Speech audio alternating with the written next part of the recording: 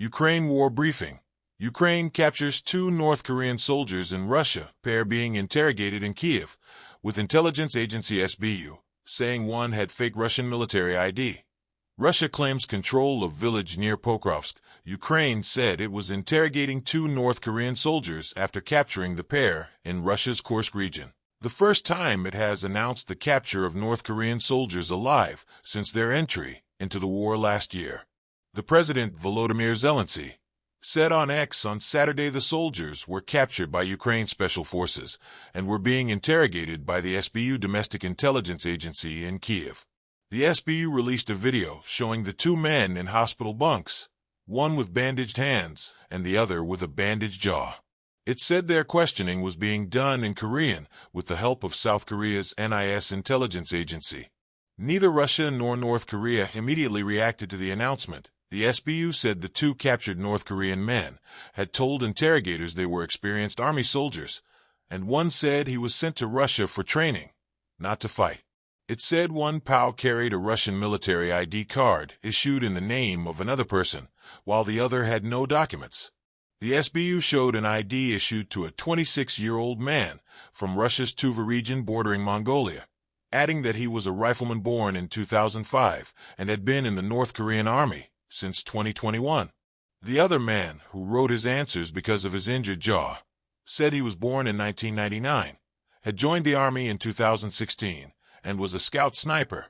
The SBU said Zelensky said it was difficult to capture North Koreans alive because Russians and other North Korean soldiers finish off their wounded to cover up evidence of the participation of another state, North Korea, in the war.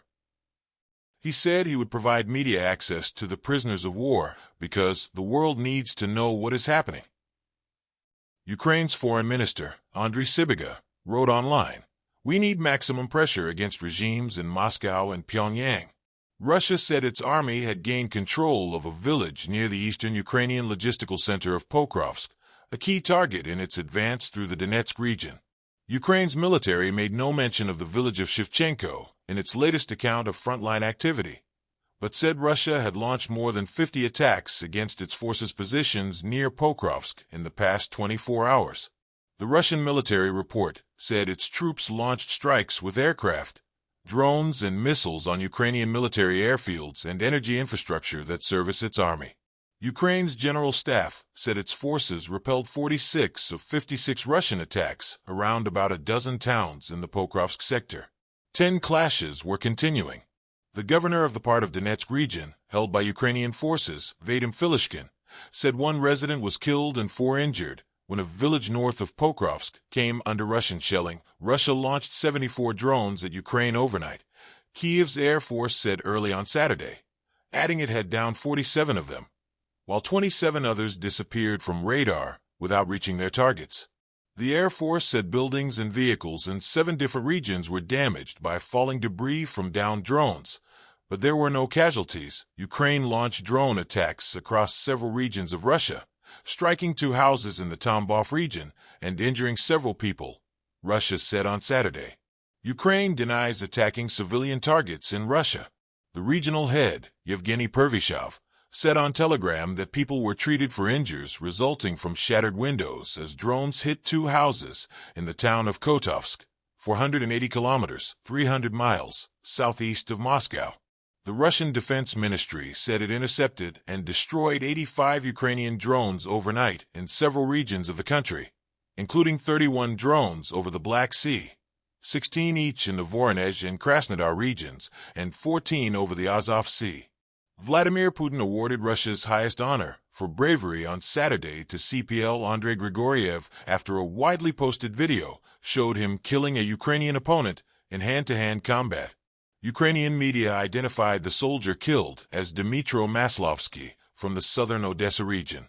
Fears grow over censorship of secret Queen Elizabeth and Philip papers, critics flagged worrying trend of keeping royal files under lock and key as thousands set for release to public. Researchers fear that thousands of government documents about the late Queen and Prince Philip due for release in the next 2 years could be censored.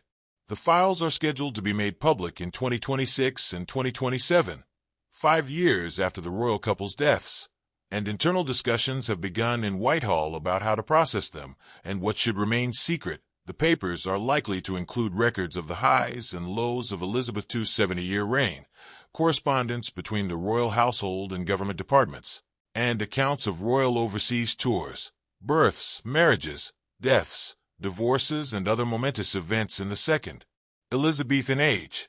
Most public records considered to be of historical significance are released after 20 years, but there are numerous exemptions for government papers, including for national security reasons, disclosures that might affect international relations, and those involving members of the royal family.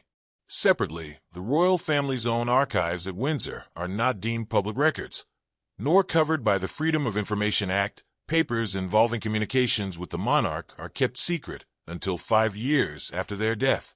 Members of the Advisory Council on National Records and Archives, the statutory body that advises government departments on disclosure of public records, will ask for a briefing from civil servants on how the large number of files now likely to be disclosed will be dealt with.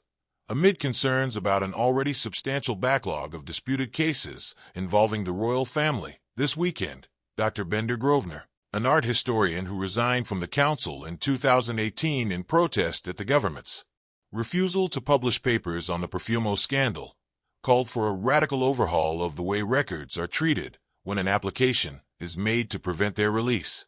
Grosvenor said it was often junior civil servants, not permanent secretaries and other senior officials, who made the decisions. He said they could be more risk-averse and chose vague and dubious reasons to retain files in their department. The Cabinet Office are the knee-jerk ones who react all the time, Grosvenor said. The system does need to be changed, because the Advisory Council has on it people who really know what they are talking about, and they should be trusted. The Advisory Council should be involved if a government department asks to retain files, instead of handing them over to the National Archives, and when a Freedom of Information Act request is made to disclose documents. But Grosvenor said members of the council are often unable to see the documents in detail and make an informed decision. He and other critics have singled out the Cabinet Office, which has a particularly close working relationship with the royal household, as the main bottleneck last year. The council, which is chaired by the Master of the Rolls Sir Geoffrey Voss and includes academics and former intelligence officials among its members, wrote to the Culture Secretary, copying in the Cabinet Office and the royal household, in an effort to remind civil servants of the guidelines in assessing whether royal files should be released. The aim of the letter was to seek a more uniform and transparent approach in Whitehall following frustrations that documents mentioning members of the royal family are often kept secret for spurious reasons and held in limbo for years. 5 years after the deaths of Philip and Elizabeth II, staff at the National Archives will also have to reassess previously closed royal files in its collection. But critics say it is often too keen to keep royal documents secret. Dr. Alison McLean, a researcher at the Center for Academic Language and Development at the University of Bristol, said, "There seems to be an increasing reluctance to release any historical public records relating to members of the royal family, and a worrying trend of withdrawing access from records that have previously been released. During the past few years, the National Archives has reclosed or redacted a number of royal records, including cabinet papers relating to the 1953 Regency Act, 1953, and prime ministerial records concerning the investiture of the Prince of Wales." A spokesperson for the National Archives said, "Under the Public Records Act 1958, those responsible for public records must make arrangements for the selection of those records, which ought to be permanently preserved, and so any government department or public body planning on releasing documents related to the late Queen should follow the selection and transfer guidance." A Cabinet Office spokesperson said, "All records are released in line with the Public Records Act."